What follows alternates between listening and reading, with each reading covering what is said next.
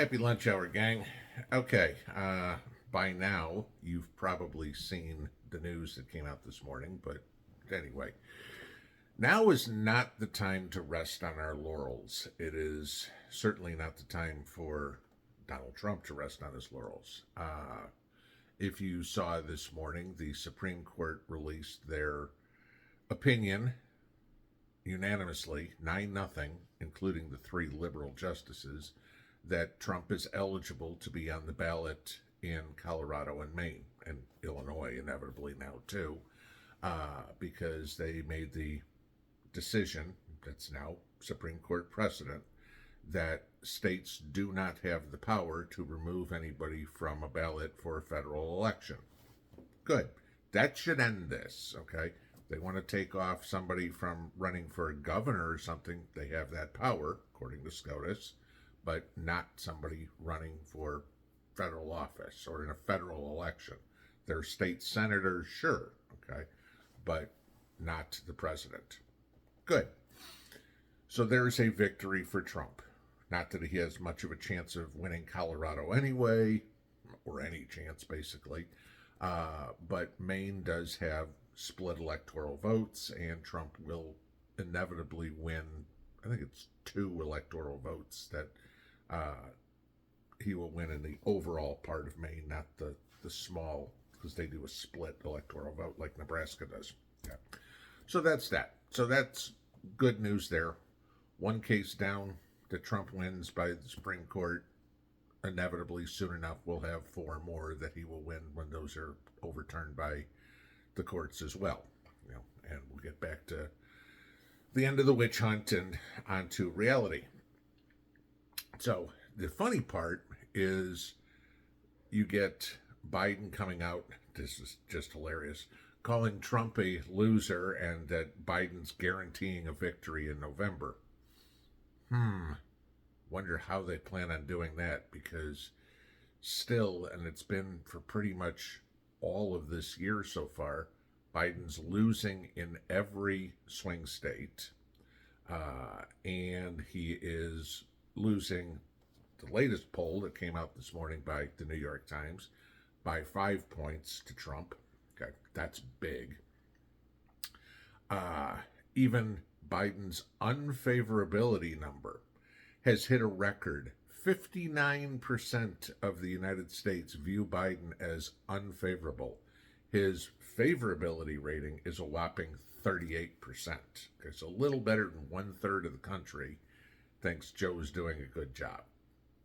Yeah, okay.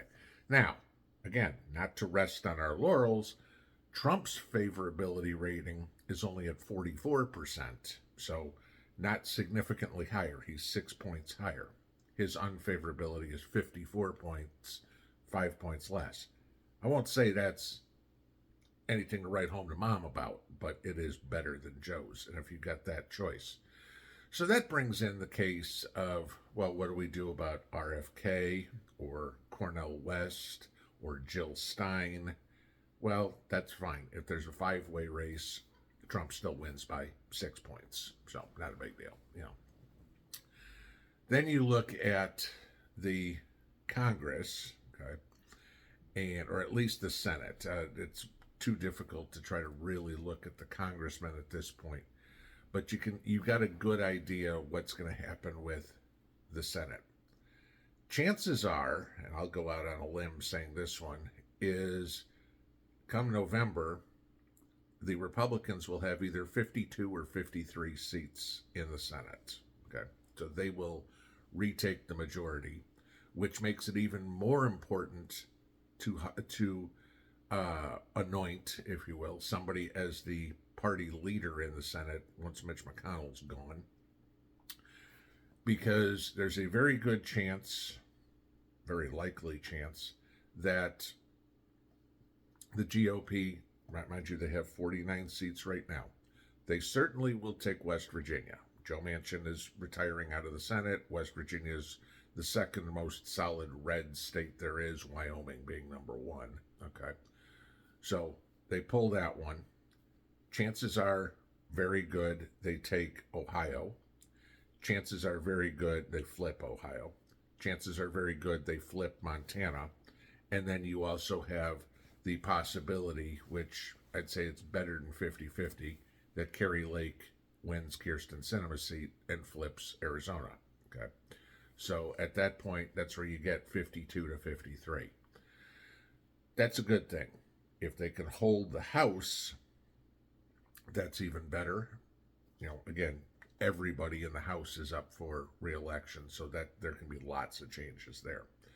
Because then if you get a unified government and we can get past all this BS that Trump had in his last 4 years, where he's defending himself from every lunatic like Adam Schiff and Jerry Nadler out there, then that's a good thing.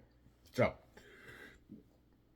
it's not a rest on our laurels, but it's an uphill battle for the Democrats. You can tell just by looking at their interviews, by their speeches, and even by the comments that are made by Joe and Mary Liberal out there. They're panicked. They know their reign of terror is ending. Thank God. Okay, so now it's just a matter of not trying to cruise to the finish line, put the pedal to the metal and keep going, all right? Don't do anything to F up. The big one that's going to play for everybody, and if you've seen this today, maybe you haven't, okay, is the economy. It's the old saying, it's the economy, stupid, or kitchen table issues, or anything like that. What Americans care about more than anything else is being able to pay their bills, okay? Be able to pay the house payment, buy food, pay rent, pay the electric bill, put gas in the car, etc., etc. As much as we talk about immigration, the southern border, abortion, whatever, those are all secondary issues. I don't care what somebody comes up and says, oh, people are more concerned with the southern border than they are with inflation. That ain't true, okay? It's just not. Sure, there are many people in this country that are directly affected right now by the invasion of the illegal aliens. Yes, my Orcus, I'm going to use that term. I don't give a shit what you say. Okay, yeah, he came out yesterday and said it should be a crime to call them illegal aliens. No. Okay. The economy is number one. The economy affects us all. What we pay for the goods and services that we require. Well, we've all been calling this for a while, okay, and calling out Janet Yellen, Jerome Powell, Joe Biden, whoever, as full of shit for saying that the economy is in good shape. We're going to have a soft landing. Yeah, let's take a look at what's going on today. Gold, new high. Silver, okay, not going to be close to a new high. It's got to double to get there. We're 50 in the 80s. Okay, silver up almost 6% today. Silver's up almost $2.50 in about a week. Okay, even Bitcoin. Okay, and you know my thoughts on Bitcoin, and I mean, as much as everybody wants to say, oh, you could have bought Bitcoin at 16,000 last year, and now it's almost 70. Sure, you can. Get it, okay? It's funny money. It's fake, all right? I don't care. It could go to 1 million. I don't care. Here's the issue, another one of my issues with Bitcoin. If Bitcoin is so good, why do you price it in dollars? If the dollar goes to zero, guess what Bitcoin is? If it's priced in dollars, it's at zero because the dollar's worth nothing, okay? But it is another thing that is an inflation hedge, okay? So people are buying Bitcoin, people are buying gold, people are buying silver, people are buying commodities, people are buying food, land, whatever. Anything to get away from the dollar, which is getting weaker and weaker and weaker. Okay, so you're seeing these. The markets are starting to figure out that inflation is the biggest enemy of the people. Gee, really? So what happens from here? Okay, is the Fed going to play politics? Oh, you can bet they will. Joe's favorability is in the tank. Inflation's rearing its ugly head again. The dollar's getting weaker. And an election's coming up. Well, you know what? If we cut interest rates, that'll make everybody happy, and everybody will think, oh, look, Joe's got inflation in control. Remember, he keeps saying, inflation's down, inflation's down. No, it's not, okay? Official inflation numbers are still up over 20% since he took office. The inflation rate this year is down from where it was last year. That's not inflation down. That's just slowing the speed of inflation. But people are moving money into gold and silver. Okay. Now, why would you see gold and silver go up like this? I don't know. Would it be a time to buy? I don't know. Okay.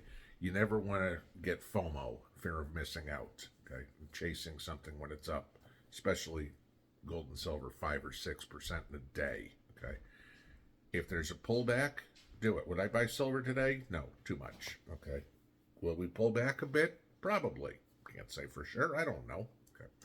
But all the signals are there, economically and politically, that the Biden regime is a one and done. Thank God we can get rid of this moron. And Colorado and Maine and Illinois now, probably won't win there. He probably won't win there, but at least your vote will be counted. Just make sure there isn't another truck pulling up at 3 o'clock in the morning to overturn your vote. Pinball out.